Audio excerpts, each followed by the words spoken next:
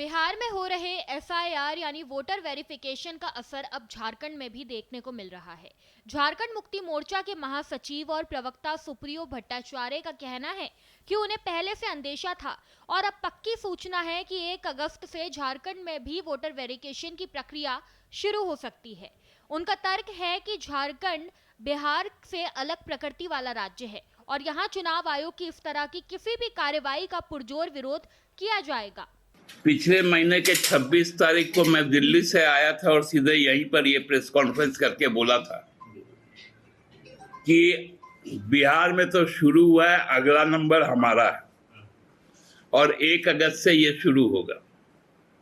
हम लोगों को मालूम है ना कि भाजपा अब ईडी को जिस प्रकार से सुप्रीम कोर्ट का फटकार मिल रहा है, तो अब एकमात्र एजेंसी रह गया है ईसी, जिसके द्वारा वो चुनाव जीतना चाहती है। लेकिन ये मंसूबा उनका पूरा नहीं होगा।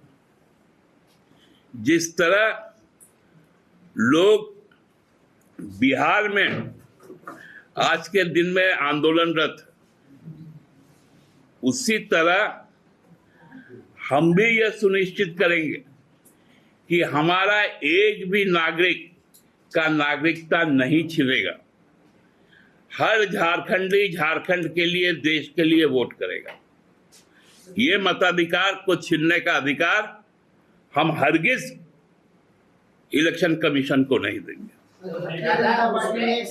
तो वहीं दूसरी तरफ बीजेपी जेएमएम की इन आशंकाओं को लेकर सवाल खड़े कर रहा है।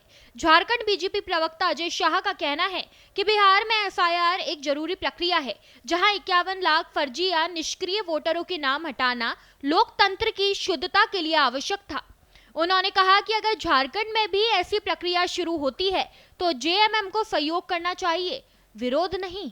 देखिए, बिहार में इलेक्शन कमीशन ने ये साफ किया है कि 51 लाख वोटर्स को अभी फिलहाल बाहर किया जाएगा। 51 लाख वोटर्स में 18 लाख वोटर्स ऐसे हैं जिनकी मृत्यु हो चुकी है, 26 लाख वोटर्स ऐसे हैं जो कि बिहार से बाहर परमानेंट सेटल कर चुके हैं और 7 लाख वोटर्स ऐसे हैं जिनके एक से ज़्यादा जो वोटर कार्ड बने हुए हैं। तो निस्संदेह अगर झारखंड में यह पहल की जाएगी तो झारखंड में भी बड़े पैमाने पर फर्जी वोटर्स मिलेंगे। हम इसका स्वागत करते हैं और झारखंड मुक्ति मोर्चा को भी इलेक्शन कमीशन के साथ मिल करके बिहार के ही तर्ज पर यहाँ साथ दे करके फर्जी वोटर्स को हटाने में इलेक्शन कमीशन का साथ देना चाहिए। जेएमएम ने भले ही अपनी आशंका जताई हो, लेकिन बीजेपी अब उस पर पलटवार कर तर्कों के साथ अपना पक्ष मजबूत करती दिख रही है। अब देखना ये होगा कि अगस्त से झारखंड में भी एसआईआर शुरू होता है या नहीं।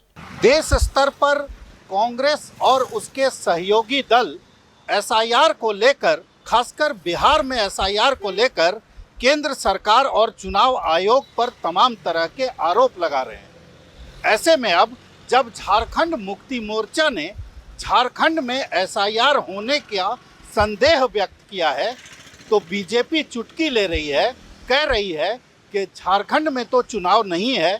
तो ऐसे में अब कांग्रेस और झारखंड मुक्ति मोर्चा को अपने इस आरोप पर पुनर्विचार करना चाहिए कि क्या बिहार में चुनाव को देखकर एसआईआर कराया जा रहा है।